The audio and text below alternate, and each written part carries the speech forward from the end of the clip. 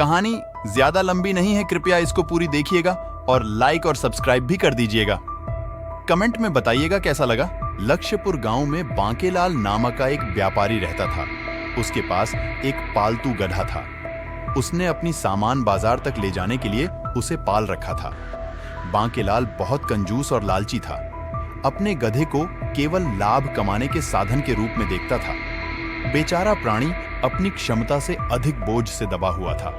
बांकेलाल कंजूस होने के कारण न केवल गधे को अत्यधिक भार उठाने को मजबूर करता था, भारी सामान के साथ वह खुद भी उसकी पीठ पर बैठकर गधे पर जुल्म करता था। गधा अपनी पीड़ा के बावजूद चुप और आज्ञाकारी रहा। उसने कभी भी अपने मालिक के अमानवीय व्यवहार का विरोध नहीं किया। उसे सूखी घास और पत्तियों के अलावा कुछ भी नहीं खिलाया जाता था और जब थक कर थोड़ी देर रुक जाता तो निर्दयी बांकेलाल उस बेचारे प्राणी को हंटर से मारकर उसे चलने के लिए मजबूर करता था। शहर के दूसरी ओर एक दयालु व्यापारी शामू रहता था। उसके पास भी एक पालतू घघा था। उसका घघा उसके लिए केवल परिवहन का साधन नहीं था, उसका प्रिय साथी था। यदि भार बहुत अधिक होता तो वह अपने वफादार गद्दे पर अधिक बोझ डालने के बजाय उसे अपने सिर पर ले लेता और उसके संग पैदल चलता था।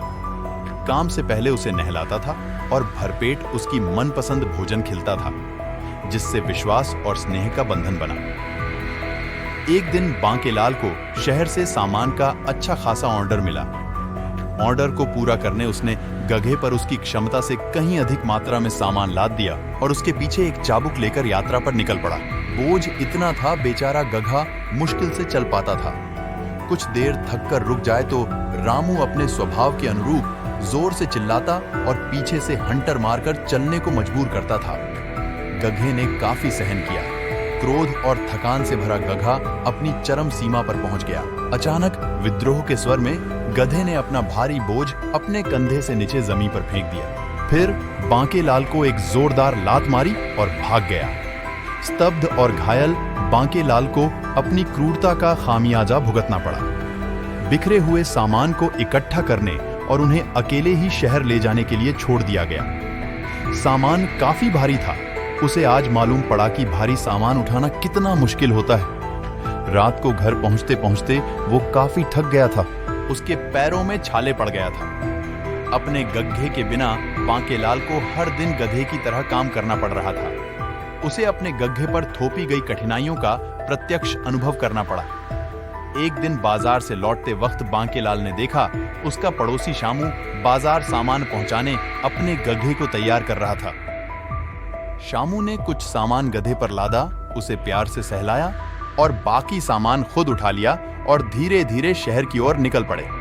कुछ दूर चलकर गधे को नरम नरम घास के साथ ताजा चने खिलाया और पानी पिलाया और फिर से दोनों खुशी खुशी निकल पड़े।